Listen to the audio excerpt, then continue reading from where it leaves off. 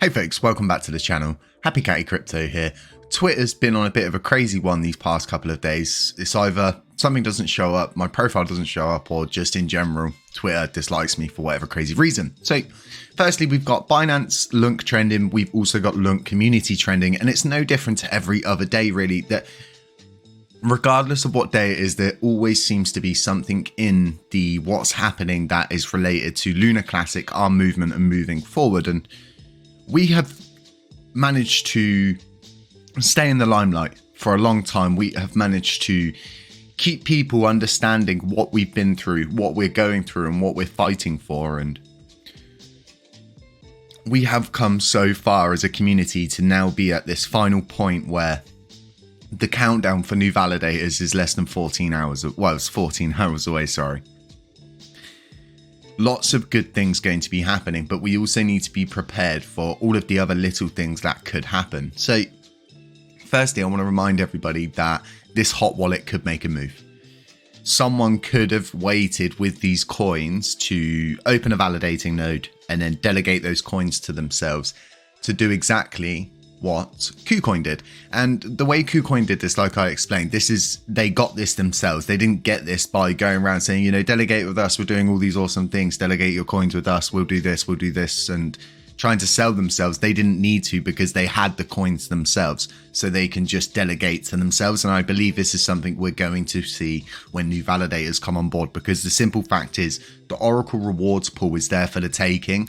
Validators do not need to be doxxed. They do not need to be KYC registered. They do not need to show their identity. They don't even have to show what they're doing with any of the funding or anything like that. So it's always, you know, we should know as a community and understand kind of who's here for the greater good of the broader perspective of the community and who's here for the greater good just to get the rewards from the rewards pool until it's all gone, and then they'll move off. And the issue with CEXs is they're greedy enough, in my opinion. Why do you have need to be more greedy? And people will say, well, you know, they should have an option to stake through their for their users, but at the same time, these coins came specifically from their own wallets. We track them, and from what we can see, this is themselves. So what I now want to go over to is this the whole lithosphere situation. And what I want to do is really put a nail in this one and say to you guys, yeah, they could burn 2.5 trillion, but the way that they're saying they're going to burn it is over a course of time through a game, and they will burn 2.5 trillion coins over that amount of time through this finesse game. And it's quite easy for me to say to you guys, we're going to burn 2 trillion once we get our node up and running. Oh, we're going to burn this many when we get our burn portal open. But me saying and me doing and then it actually happening is three completely different things. But as you can see here, it's a play to earn game dubbed finesse. So I've looked at the roadmap, I've looked a little bit deeper into it and stuff like that, and I just can't wrap my head around them being able to burn 2.5 trillion coins. And if they were able to do that, it would have been because of the sheer fact that they gained a lot of popularity from saying they're going to burn 2.5 trillion coins. But the amount that it comes out to is just an absolutely gargantuan sum of money. I mean, if this is worth, let me get it on GPP. If this is worth just under £500 million, so literally just under £500 million you've got here now. Yeah, literally just under £500 million. So you're at least looking at over £500 million to get 2.5 trillion Lunar Classic. That is no small sum of money. This is an absolutely huge sum of money. So what we then need to say to ourselves is, can Kaj Labs actually get over £500 million British pounds from their play to earn game to then burn Lunar Classic? Yeah, they could, but it's probably going to take them a long time, and this is all down to how successful the game is. You know, there's so many games that get released and it's kind of like winner takes all in that sense, because if you build it and people like it, then they'll come, and it's as simple as that. There's no other way to put the gaming world. If you captivate people and you capture people, then you capture a market. And I think there's a huge thing going on at the moment with the game Stalker, and Stalker came out a long time ago. They're bringing out a new one next month, but there's been a huge influx into a mod called Stalker Gamma, and it's gauged its own little community, as to which the mod's growing stronger, and they've really captured their own little like market, which has then become a bigger market because they captivated people, they drew people in, and they've managed to keep them where they want them. And that's the whole idea behind it. So there's no saying that they could do this. I mean, like I said, it's so easy for me to say to you guys, we're going to burn 1 trillion in 3 years from the node, because we can say that because it is possible. But no, there's, like I say, there's doing, saying, and then actually performing those actions, which are 3 completely different boxes of frogs.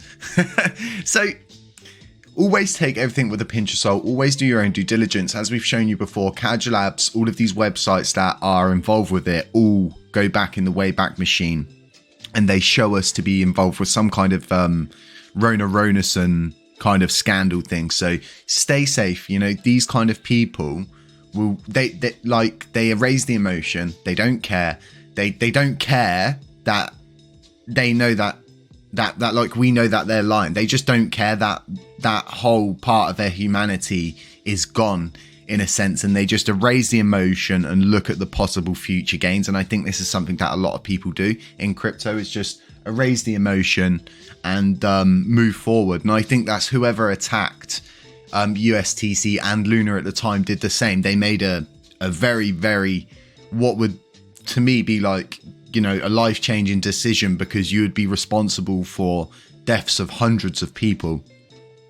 Is that someone decided, I can erase the emotion on this and I'll just go for the money because I can do it.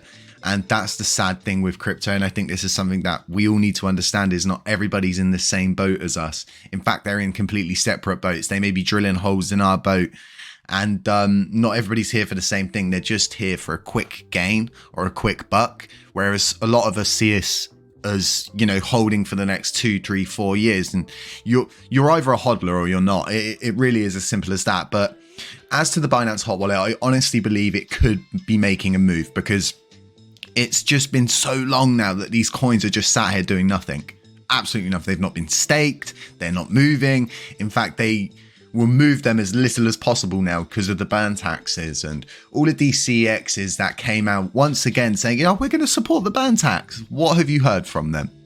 What have you heard from them? Not too much on that front, because it seems it's okay for a CEX to promise all these things, but then not do it, but then can still continue to have trust, have a community and things like that. And then you've got, very, very simple groups and collectives that are working on loads of little different projects and just not really getting any help whatsoever. And I feel like this is why being a validator on the blockchain is so important. And if you are going to go and validate, I feel like you should understand that it's not just about getting money. It could be for you if that's what you really want, but you should see it as you're a guardian. You're someone who's there to help the blockchain, help push the technology along, help find and branch out to other places, other people, other technologies, make use of the IBC chains and all the awesome things like that in between. So guys, have a really, really nice Wednesday evening. If you're on Twitter later, there's going to be a Twitter space. Vegas is hosting. I think I'm going in as co-host. And I'll catch you there. Just stay safe, guys. If you've got any questions, feel free to head over there. Shoot, put your hand up, ask, and we will get you up. We'll answer your questions, and we'll go from there. I'm not a financial advisor, guys. I do have to stress that over and over again. We don't do any paid promotions here. We don't affiliate with anyone for money or anything like that, and never will. And I will always hold that integrity close to my heart. So beware of scammers, beware of doppelgangers, beware of anybody pretending to be me, beware of anybody posting WhatsApp numbers.